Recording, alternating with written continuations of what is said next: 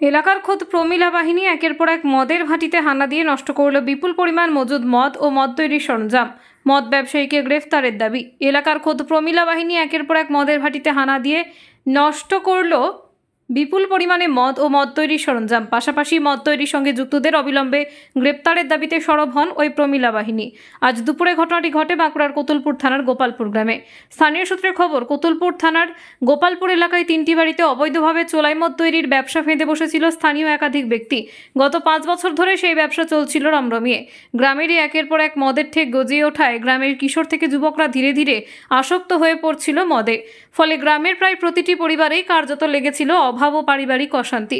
দিনের পর দিন মদ্যপান করায় অনেকে অসুস্থও হয়ে পড়ছিলেন। বারবার এলাকার মহিলারা গ্রামের ওই মদ ভাটিগুলিতে গিয়ে চোলাই মদ তৈরি ও অবৈধ কারবার বন্ধ করার অনুরোধ জানান, কিন্তু তাতেও কাজের কাজ না হওয়ায় আজ লাঠি হাতে প্রমিলা বাহিনী চড়াও হয়ে ওই মদের ভাটিগুলিতে ভাঙচুর শুরু করে। নষ্ট করে দেওয়া হয় ভাটিগুলিতে থাকা বিপুল পরিমাণ মদ ও মদ তৈরি সরঞ্জাম। প্রমিলা বাহিনী হানা দিতেই ভাটিগুলি ছেড়ে পালিয়ে যান মদ তৈরির সঙ্গে যুক্ত ব্যক্তিরা।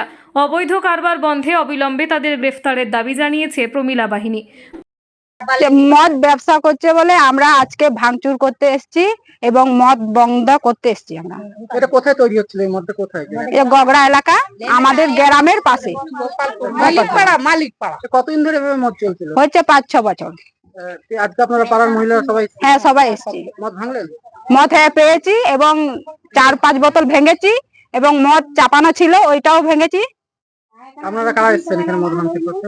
আমরা এই যে মানে পাড়ার পাশার পাড়ার লোক, গোষ্ঠীর দল। আপনারা কি সব মহিলা? হ্যাঁ।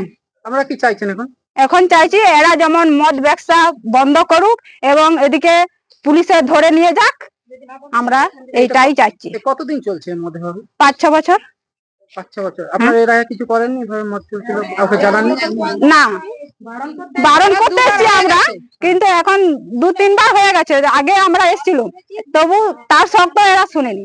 আজকে কি সব ভাঙচুর করে দিলেন? আজকে হ্যাঁ ভাঙচুর করেছি এবং এখনো আছে। আপনারা এই মতো অবস্থা এখন কি চাইছেন?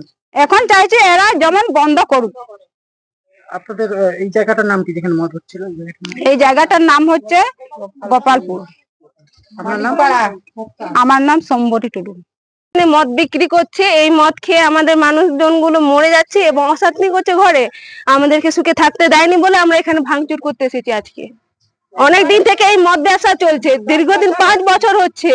আমরা এখানে একবার না 2-3 বার এসেছি বন্ধ করতে, এরা বন্ধ করিনি। হ্যাঁ, তখন বলেছে বন্ধ করব বন্ধ করব, অনেকবার বলেছে কিন্তু বন্ধ করেনি। তাই আমরা আজকে এসেছি ভাঙচুর করতে।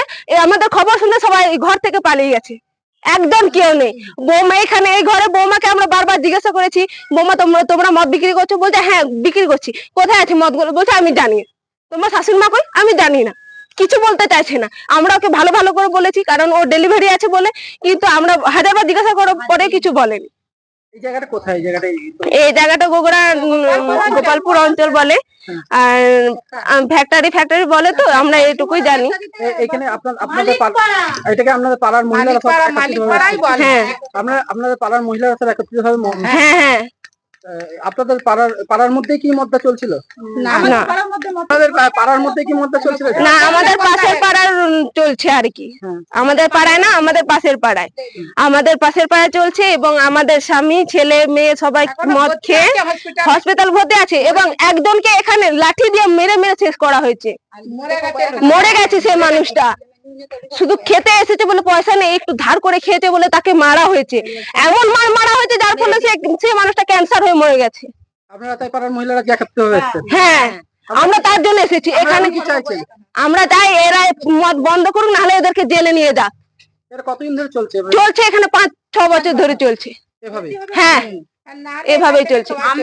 না হলে এখানে তো নিজেদের জায়গা নয় এটা, ওরা এখান থেকে চলে যাক, গিয়ে যেখানে খুশি ব্যবসা করুক। আপনার নাম? আমার নাম চম্পা হাঁসদা।